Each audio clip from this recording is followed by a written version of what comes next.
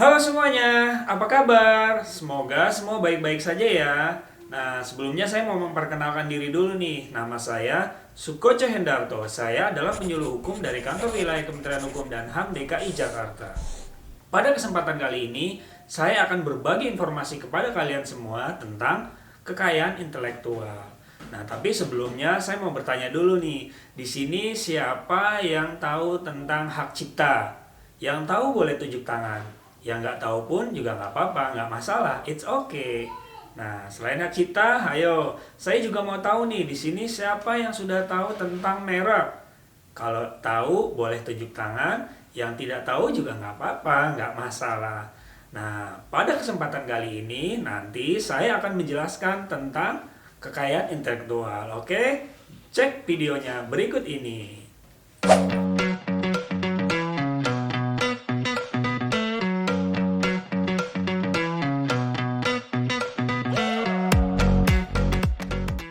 Nah, kekayaan intelektual itu banyak ragamnya loh. Pertama nih, ada hak cipta, ada merek, terus ada desain industri, ada paten, ada desain tata letak sirkuit terpadu, ada indikasi geografis, ada rahasia dagang.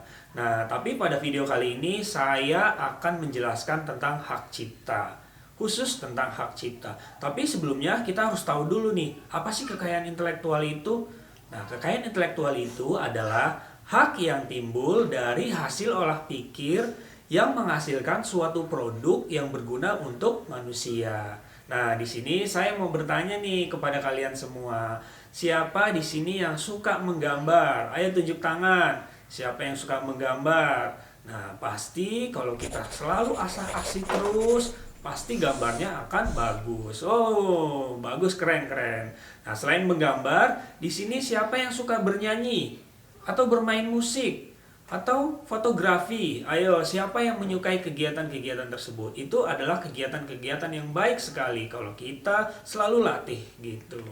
Nah, menggambar, bernyanyi atau bermain musik, kemudian menulis cerita dan kreasi lainnya dalam bidang ilmu pengetahuan, seni dan sastra itu merupakan suatu ciptaan gitu. Ciptaan yang dilindungi sebagai hak cipta asal dipublikasikan melalui apa? Melalui berbagai macam media. Bisa melalui media cetak, bisa melalui media televisi, media elektronik, atau media sosial seperti YouTube gitu. Ayo di sini siapa yang suka nonton YouTube? Nah, video-video yang dibuat oleh konten kreator itu dan diupload di YouTube juga dilindungi sebagai hak cipta. Seperti itu. Banyak kan konten-konten kreator Indonesia yang menghasilkan video-video yang wah keren-keren banget. Nah, dari penjelasan yang tadi, itu semua diatur di dalam Undang-Undang Nomor 28 Tahun 2014 tentang hak cipta gitu. Jadi hak cipta itu adalah hak eksklusif pencipta yang timbul secara otomatis setelah karyanya diwujudkan dalam bentuk nyata dan dipublikasikan. Seperti itu teman-teman ya, seperti itu adik-adik semua. Nah, setiap pencipta yang menghasilkan sebuah karya, kemudian namanya itu nanti dicantumkan di dalam karya tersebut. Contohnya nih, ada adik-adik yang suka menggambar atau membuat video animasi. Nah, nanti video animasi atau gambar tersebut tercantum tuh nama adik-adik. Contohnya, nama adik Nadia membuat suatu gambar animasi. Wow, keren banget. Tepuk tangan buat yang namanya Nadia di sana. Ayo tepuk tangan gitu. Nah, kemudian itu namanya hak moral. Hak moral itu adalah hak untuk dicantumkan namanya saat karya kita itu digunakan oleh pihak lain seperti itu. Nah, di dalam hak moral itu juga melarang orang lain untuk mengubah karya seseorang. Contohnya nih, kita merubah lirik atau aransemen lagu orang lain. Nah, itu nggak boleh ya. Jadi itu adalah hak moral. Kemudian setelah hak moral ini ada juga yang namanya hak ekonomi. Wow, tadi hak moral, sekarang hak ekonomi. Apalagi ya? Nih, gini, kalau hak ekonomi itu adalah royalti yang dibayarkan oleh pihak lain. Nah, yang memakai karya seseorang. Wow, asik banget kan?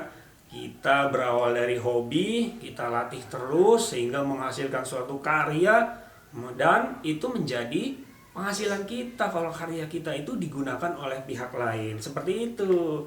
Nah, kalau karya kita sudah dipublikasikan, otomatis tercatat sebagai hak cipta dan karya kita itu akan dilindungi. Nah, perlindungannya ini ada yang sampai seumur hidup ditambah 70 tahun.